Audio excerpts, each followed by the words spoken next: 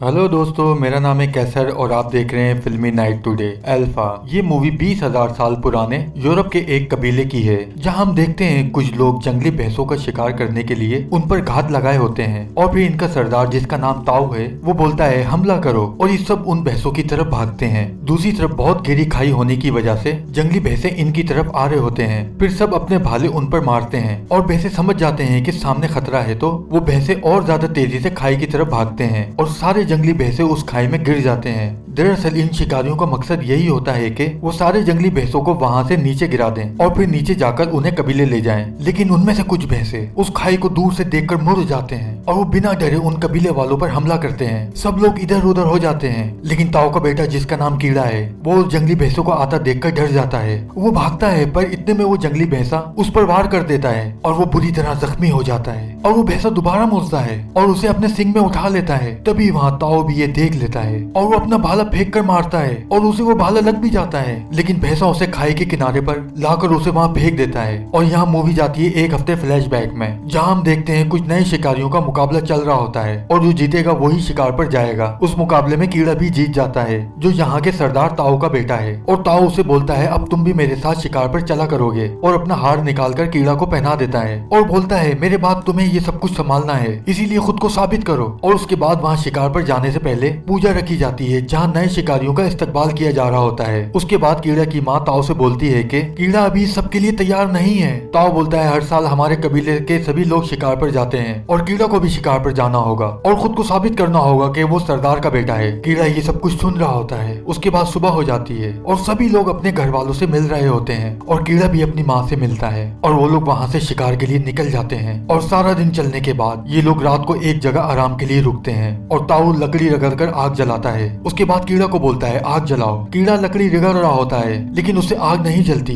काफी कोशिश करने के बाद वो लकड़ियां ताऊ को वापस कर देता है। फिर ताऊ कीड़ा से बोलता है जिंदगी में बर्दाश्त करना सीखो, किसी काम से हार मत मानो। उसके बाद सुबह होते ही ये लोग वहाँ से निकल जाते हैं। कुछ दूर चलकर वहाँ एक टेम्पल आता है जहाँ उन्हें एक दूसरे कबीले के लोग मिलते हैं जो ताऊ के अच्छे दोस्त हैं और वो भी इनके साथ शिकार में शामिल हो जाते हैं और ये लोग शिकार के लिए आगे चलना शुरू हो जाते हैं। उसके बाद काफी आगे दूर चलकर एक और टेम्पल आ जाता है। दरअसल ये टेम्पल इसलिए बनाए गए होते हैं कि ताकि इन्हें रास्ते का पता रहे, इन्हें किस जगह जाना है, एक निशानी के तौर पर। उसके बाद शाम हो जाती है और ये एक जंगली खंजीर का शिकार करते हैं। यहाँ ताऊ बोलता है रुक जाओ, इसे कीड़ा मारेगा। फिर कीड़ा अपना चाकू निकालकर सेमी हालत में बैठ जाता है और फिर ताऊ से बोलता है मुझे माफ कर दें, मुझसे ये नहीं हो सकेगा। उसके बाद ताऊ कीड़ा से बोलता है याद रखो ताकतवर ही जिंदा रह सकते हैं, तुम इतने बुज़दिल निकलोगे मैंने सोचा नहीं था। फिर रात हो जाती है और ये सब एक साथ बैठकर खाना खा रहे होते हैं। तभी वहाँ ताऊ को कुछ आवाज आती है, वो सबको होशियार कर देता है। फिर वो अचानक से इनके बहुत करीब से गुजरता है। ये सब अपने हथियार उठाकर खड़े हो जाते हैं। कुछ देर इंतजार करने के बाद ये लोग सोचते हैं शायद वो चला गया है और ये लोग बैठ जाते हैं। तभी वहाँ एक शेर झपट्टा मारकर कीड़ा के दोस्त को वहाँ से ले जाता है और ये सब के सब देखते रह जाते हैं। फिर सुबह ये लोग उस जगह पर उसका छोटा सा टेम्पल बना देते हैं निशानी के तौर पर। फिर ये लोग अपनी मंजिल की तरफ चल पड़ते हैं। अब यहाँ जंगल शुरू हो जाता है।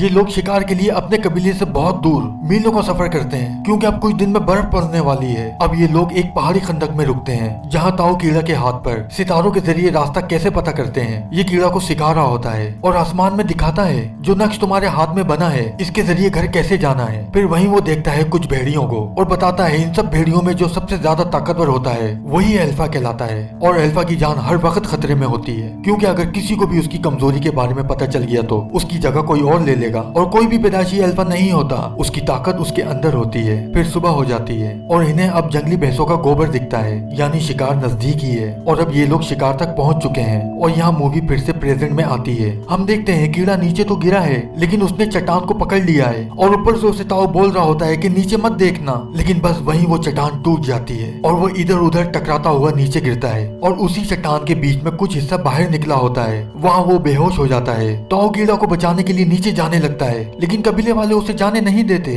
और एक आदमी बोलता है आप हमारे सरदार हैं, आपकी जिम्मेदारी है हमें यहाँ से वापस ले जाने बचाने की। कीड़ा मर चुका है और नीचे जाना नामुमकिन है। फिर ताऊ शाम तक वहीं बैठा कीड़ा को आवाज देता रहता है और बाकी के लोग नीचे जाकर भैंसों को ले जाने की तैयारी कर रहे होते हैं। वहीं एक दूसरा आदमी बोलता है, ताऊ को समझाओ, अब सब्र करे और कुछ नहीं। और अब रात हो जाती है, लेकिन ताऊ अब भी वहीं कीड़ा को बैठा आवाज दे रहा होता है। फिर हम देखते हैं सुबह हो चुकी है और ये लोग उसकी याद में एक छोटा टेम्पल बना रहे होते हैं। ताऊ बहुत रो रहा होता है और वही आदमी उसे बोलता है, खुदा की मर्जी के आगे हम कुछ नहीं कर सकते, खुद को संभालो और घर चलो। फिर वो लोग वहाँ से चले जाते हैं। फिर अगले दिन की सुबह हम देखते हैं कीड़ा अभी भी वहीं पड़ा होता है और एक गिद्ध उसे खाने के लिए उसके होठ पर चोंच मारता है। तभी कीड़ा होश में आ जाता है और उसको गर्दन से पकड़कर नीचे फेंक देता है और संभल कर उठकर बैठ जाता है और ताऊ को आवाज देता है। और जब कोई नहीं सुनता तो वो नीचे उतरने की कोशिश करता है और वहीं लटक जाता है। और यहाँ उसकी किस्मत अच्छी होती है और तभी एक तूफानी बारिश शुरू हो जाती है और नीचे उस जगह पर पानी भर जाता है और वो वहाँ उस पानी में छलांग लगा देता है। बारिश बहुत तेज हो रही होती है। उसके बाद वो अगले दिन सुबह उठता है और वो देखता है उसके पैर की हड्डी खिसक गई है। वो घिसटता हुआ आता है और पानी पीता है। फिर अपना जूता उतार देता है। वो देखता है उसका पैर सूज रहा है। फिर वो पत्थरों में पैर फंसाकर हड्डी को अपनी जगह फिक्स करता है और लकड़ी की सपोर्ट बांधकर ऊपर जाता है, जहाँ वो देखता है उन लोगों ने उसकी याद में उसका एक टेम्पल बना दिया है। यानी वो लोग समझ रहे हैं मैं मर चुका हूँ। वो उन पत्थरों को नीचे गिरा देता है, वहीं लेट जाता है और रो रहा होता है। तभी उसे वहाँ भेड़ियों की आवाज आती है और वो देखता है सामने एक भेड़ियों का झुंड खड़ा है। वो जल्दी से वहाँ से भागता है और यहाँ रात हो जाती है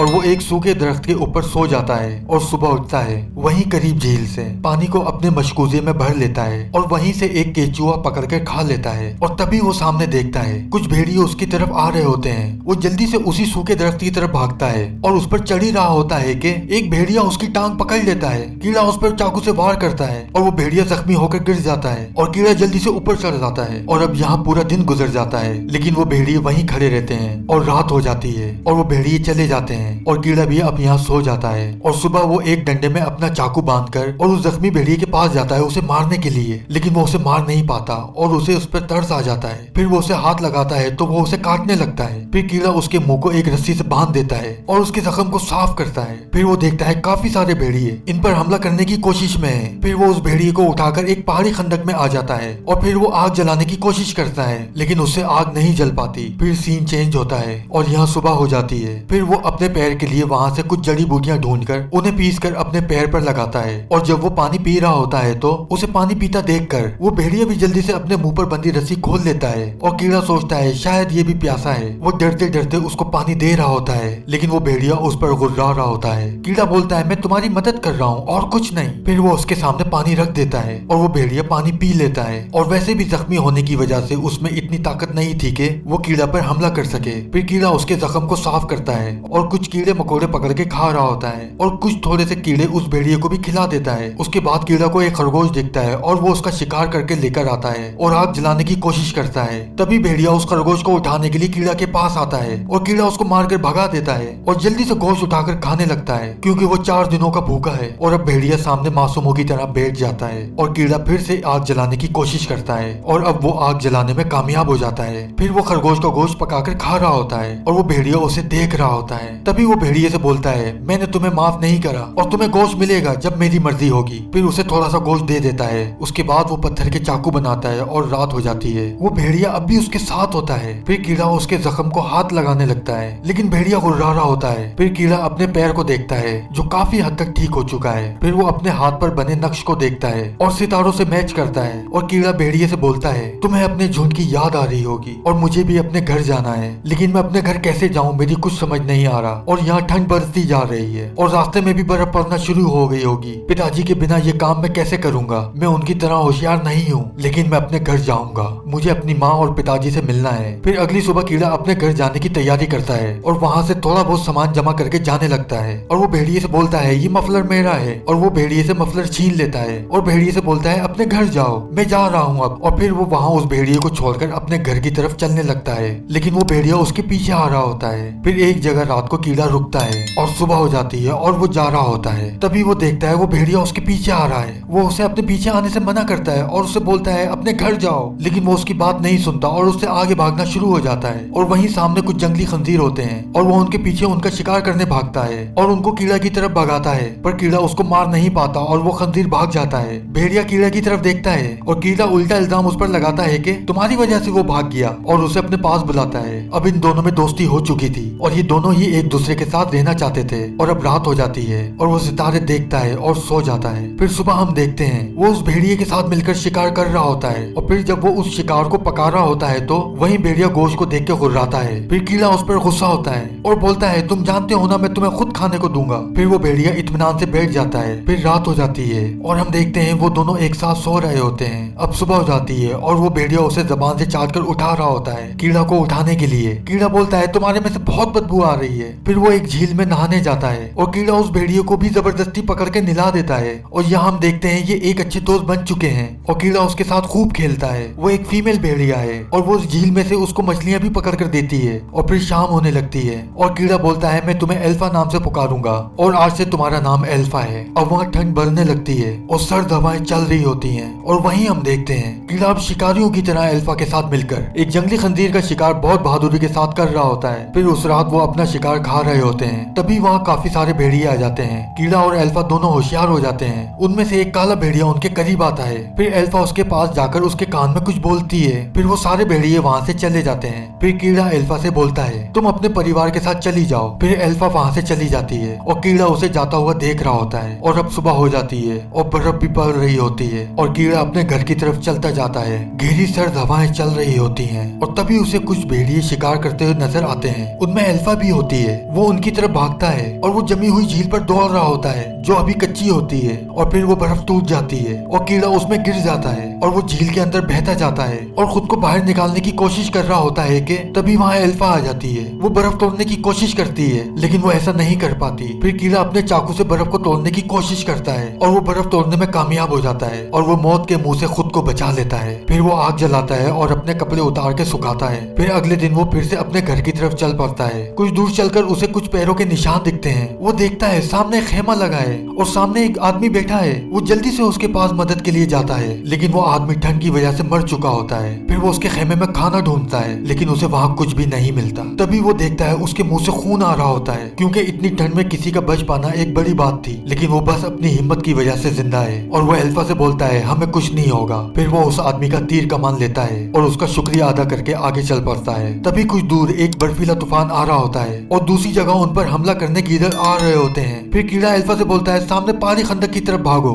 अब वो वहाँ उस खंदक में पहुंच जाते हैं और वो गिदड़ वहाँ से आगे चले जाते हैं। कीड़ा अभी इत्मीनान की सांस लेता ही है कि एल्फा को शेर की आवाज आती है और वो होशियार हो जाता है और वो शेर कीड़ा पर हमला करता है और तभी एल्फा उसके बीच में आ जाता है और कीड़ा को बचाने के लिए उस शेर का मुकाबला करता है और कीड़ा उस पर तीर से निशाना लगाने की कोशिश करता है। फिर वो तीर चला देता है और तीर सीधा शेर को जाकर लगता है और वो वहीं मर जाता है। फिर कीड़ा एल्फा को आवाज देता है और एल्फा जख्मी हालत में उठकर खड़ी होती है और फिर जख्मों की वजह से वहीं गिर जाती है। फिर वो एल्फा के जख्मों की सफाई करता है और बोलता है फिक्र मत करो मैं तुम्हें कुछ नहीं होने दूंगा। फिर वो लोग अगले दिन अपनी मंजिल की तरफ चल पड़ते हैं। लगातार चलते हुए काफी टाइम गुजर जाता है। फिर कीड़ा को वही टेंपल दिखता है जो उसे शिकार पर जाते हुए दिखा था। वो समझ जाता है कि उसका घर अब नजदीक है और वो ठीक रास्ते पर है लेकिन बर्फ बहुत ज्यादा पड़ रही होती है और कीड़ा को लगातार मुंह से खून आ रहा होता है। वो काफी कमजोर हो चुका है। फिर अगले दिन एल्फा हिम्मत हार जाती है और वो गिर जाती है क्योंकि वो जख्मी है। वो आगे नहीं चल सकती। कीड़ा उसको बोलता है हिम्मत करो लेकिन एल्फा हिल भी नहीं पाती। फिर कीड़ा उसे अपनी गोद में उठाकर चलने लगता है और काफी दूर चलने के बाद वो थक जाता है और रात भी हो चुकी होती है और वो एक जगह लेट जाता है और एल्फा से बोलता है मुझे थोड़ा आराम करना है और वो दोनों मुर्दा हालत में वहीं लेट जाते हैं। तभी कीड़ा एक ख्वाब देखता है